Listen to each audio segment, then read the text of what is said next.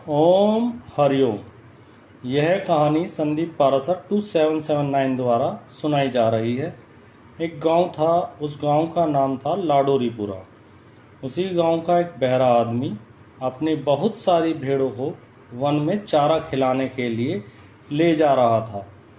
One लाडोरीपुरा गांव से काफ़ी दूर था।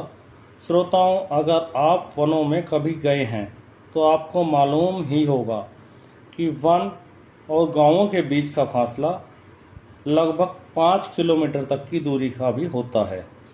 कहानी सुनते रहिए। यह कहानी संदीप पारासर 2779 द्वारा आपको सुनाई जा रही है।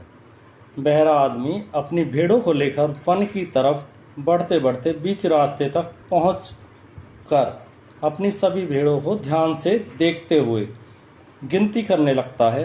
अरे ये क्या, इसमें तो 6 भेड़ें कम हैं। कहाँ गईं? कहीं पीछे तो नहीं रह गईं? और तभी पीछे मुड़कर देखता है। काफ़ी पीछे नज़र दौड़ाने पर उस भेड़ वाले को, बहरे आदमी को, अपनी 6 भेड़ें दिख जाती हैं। उन 6 भेड़ों में एक भेड़ लंगड़ी थी। वह सोच ही रहा था कि अगर मैं उन 6 भेड़ों को लेने गया, इनमें से कुछ भेड़ इधर उधर न चली जाएं। यह वह सोच ही रहा था, उसे उनके पीछे एक आदमी नज़र आया जिसके हाथ में एक बड़ा सा डंडा था, जो उन भेड़ों के ठीक पीछे था। अब भेड़ों के मालिक, जो कि बहरा भी था, अंदर ही अंदर बहुत खुश हुआ और दिमाग उसका काम नहीं कर रहा था। वह दिमाग अब परफेक्ट माइंड बन चुका था। अब उसके दिमाग के काम कर एक योजना बनाई। उन 6 भेड़ों के पीछे खड़े उस आदमी को भेड़ों के मालिक ने जोर से चिल्लाकर आवाज़ लगाई और कहा, अरे भाई, अगर तुम मेरी इन 6 भेड़ों को मेरे पास लाओगे तो मैं तुम्हें एक लंगड़ी भेड़ इनाम स्वरूप मुफ्त में दूंगा। और अपने हाथ हिलाकर भेड़ों को अपनी तरफ लाने के इशारे भी करने लगा। इत्तेफाक से भेड़ों के पीछे वाला आदमी भी बहरा था और उसके हाथ में एक बड़ा सा डंडा था। भेड़ों के पीछे हाथ में बड़ा सा डंडा लिए वह बहरा आदमी भेड़ों के बहरे मालिक को चिल्लाने की आवाज़ नहीं सुन पाया, पर भेड़ों के बहरे मालिक के हाथों के इशारों को देखकर डंडे वाला बहरा आदमी भेड़ों के बहरे मालिक की तरफ जैसे ही चलता है, उसके हाथों में डंडा देख वो 6 भेड़ें भी उसके आगे आगे चलने लगती हैं। असल में हुआ क्या था, डंडे वाला बहरा व्यक्ति भेड़ों के बहरे मालिक के हाथों के इशारे देखकर सोचता है कि भेड़ों का मालिक उसे अपनी तरफ बुला रहा है, शायद उसे मेरी मदद की ज़रूरत है। और यही सोचकर वह भेड़ों के मालिक की तरफ जाने लगता है।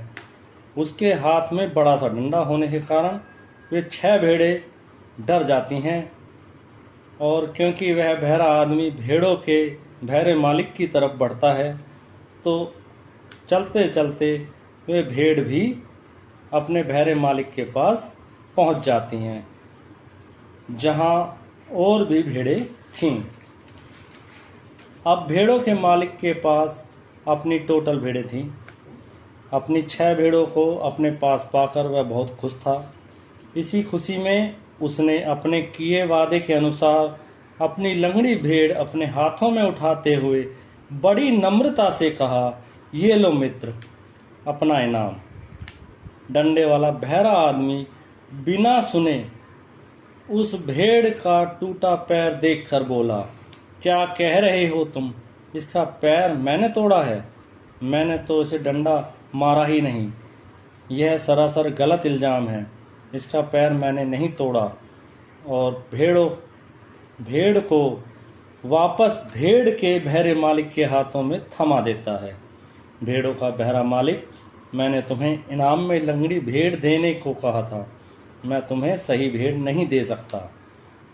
डंडे वाला बहरा, नहीं, मैंने इसको डंडा नहीं मारा। इसका पैर मैंने नहीं तोड़ा। बहरा, भेड़ मालिक, मैं तुम्हें लंगड़ी भेड़ ही इनाम में दूंगा।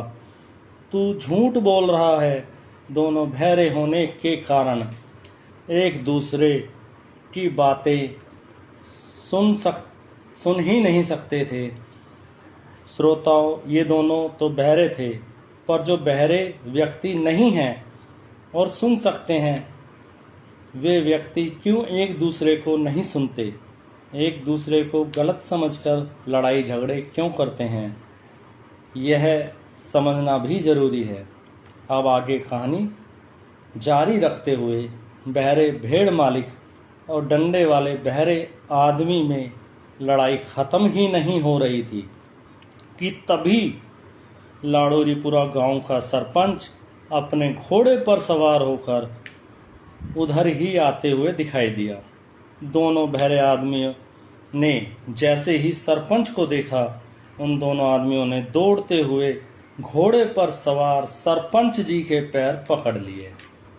सरपंच जी, मेरी सुनिए।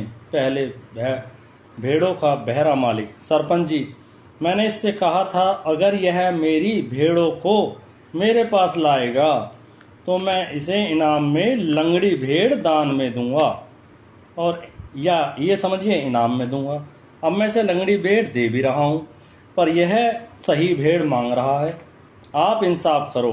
डंडे वाला बहरा, सरपंच जी, भेड़ मालिक झूठ बोल रहा है। इसकी भेड़ को डंडा मैंने नहीं मारा। मुझे नहीं पता इसकी भेड़ की किसने